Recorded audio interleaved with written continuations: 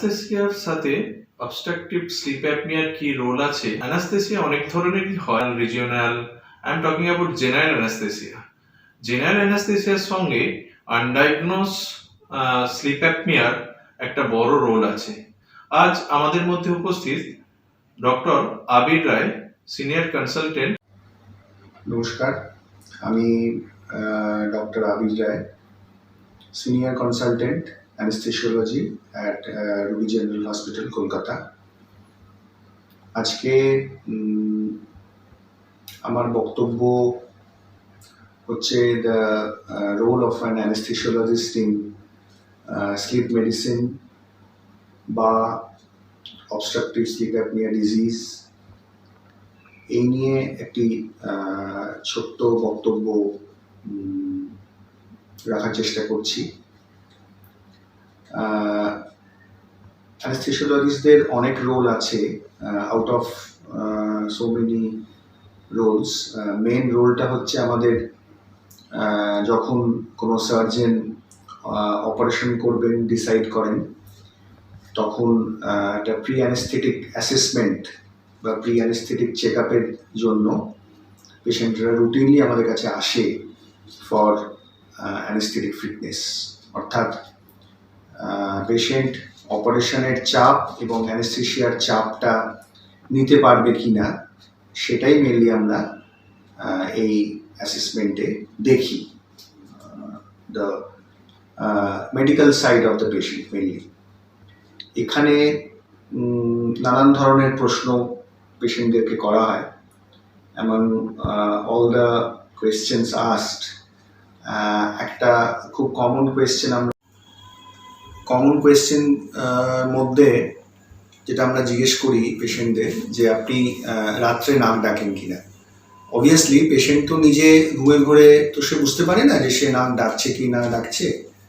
তো তার সঙ্গে যিনি বা যে শুয়ে আছেন, তিনি যদি পেশেন্টের সঙ্গে থাকেন, তিনি বলতে পারেন, বা পেশেন্ট বলে না আমার স্ত্রী জানায় যে আমি প্রচণ্ড নাক ডাকি, বা স্ত্রী বলেন যে না আমার স্বামী প্রচণ্ড নাক ডাকে। এই নাক ডাকা জিনিসটা কিন্তু ফিজিওলজিক্যাল নয়, এটা একটা প্যাথোলজিক্যাল ফেনোমেনন। এবং এই নাক ডাকা থেকে কিন্তু শরীরের নানান অর্গানে কিছু কিছু পরিবর্তন হয়। মেনলি ধরুন হার্টে কিন্তু কিছু কিছু পরিবর্তন হয়, যেগুলো আমাদের কাছে অপারেশনের মধ্যে খুব ইম্পর্টেন্ট বা খুব প্রমিনেন্স পায়। আমরা যেগুলো দৈনন্দিন জীবনে দেখি, যে সাধারণত যাদের ওবেসিটি আছে, যারা একটু মোটাসোটা, দেখবেন তাদের চেহারাটাও বা গড়নটাও একটু অন্যরকম, গলাটাও তাদের ছোট, যেগুলোকে আমরা শর্ট নেক বলি, বা এদের বডি মাস ইন্ডেক্স ক্যালকুলেট করলে দেখবেন এটা পার্টিকুলার ভ্যালুর উপরে আছে, সেই জন্যই তাদেরকে আমরা ওবিস বলি। এদের কিন্তু স্নোরিং খুব কমন একটা ফেনোমেনন। ওবিস মানেই যে স্নোরিং হবে সেরকম নয়, কিন্তু মেজরিটি পেশেন্টদের কিন্তু ওবেসিটির সঙ্গে স্নোরিংটা খুব ওতপ্রোতভাবে জড়িত।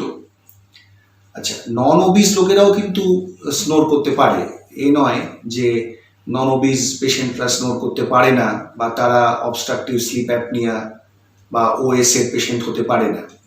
কিন্তু কমনলি বা ইন জেনারেল কিন্তু যারা ওবিস, তাদেরই কিন্তু অবস্ট্রাকটিভ স্লিপ অ্যাপনিয়ার ইনসিডেন্সটা বেশি।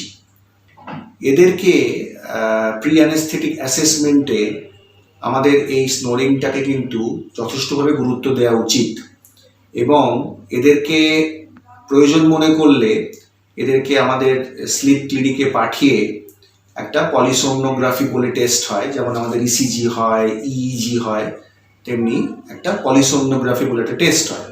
সেই টেস্টটা করতে পাঠানো উচিত। টেস্টটা করলে আমরা কি পাবো, কেন পাঠালাম? এই টেস্টটা করলে আমরা বুঝতে পারবো যে এই পেশেন্টটি বা এই মানুষটি ঘুমের মধ্যে কতবার সে নিঃশ্বাস তার বন্ধ হয়ে যাচ্ছে, সে ধরপড়িয়ে উঠছে, এরকম কিছু কিছু আমরা ওই ট্রেসিংগুলো থেকে কিছু কিছু খবর আমরা পাবো, এবং এই খবর থেকে আমরা একটা ভ্যালু ক্যালকুলেট করে একটা ইন্ডেক্স আমরা পাবো।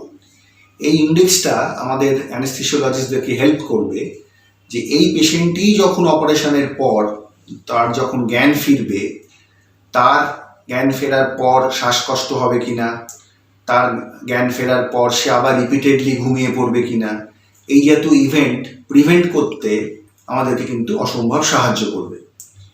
এই ধরনের ইভেন্ট যদি আমরা প্রিভেন্ট করতে পারি তাহলে কিন্তু অনেক পেশেন্টকে অনেক বড় বড় বিপদ থেকে আমরা বাঁচাতে পারবো।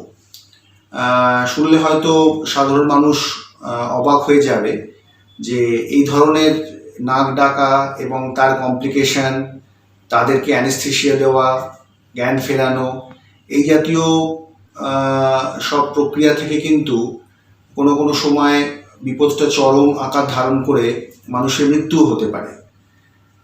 কিন্তু ইন্টারেস্টিং ব্যাপার যেটা হলো যে this are all preventable phenomenon. এগুলো আমরা যদি আগে আগে পিক আপ করতে পারি একটা মানুষের ভেতর থেকে, তাহলে কিন্তু আমরা সেই মানুষটাকে আমরা একটা বাঁচাতে তো পারি, অপারেশনের পরেও কিন্তু তাকে আমরা একটা খুব কমফোর্টেবল একটা সিচুয়েশানে রাখতে পারি।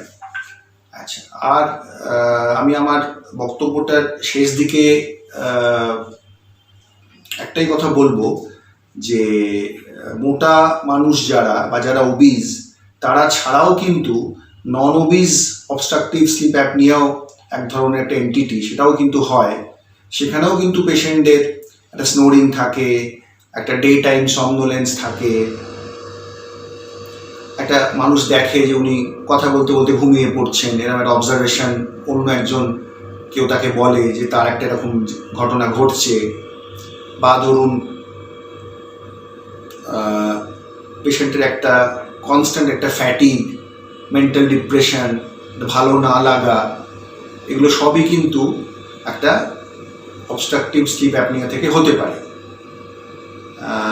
সুতরাং এই ধরনের উপসর্গ হলে রোগীদের উচিত এগুলোকে নেগলেক্ট না করা, ডাক্তারবাবুদের সঙ্গে যোগাযোগ করা এবং পার্টিকুলার কোনো স্লিপ ফিজিশিয়ান বা স্লিপ ক্লিনিকে গিয়ে উপযুক্ত পরীক্ষা নিরীক্ষা করে নিজেকে ফিট করে তারপরেই অপারেশন, ছোট বড় যাই হোক, এরকম কোনো অপারেশন প্ল্যান করা। ধন্যবাদ।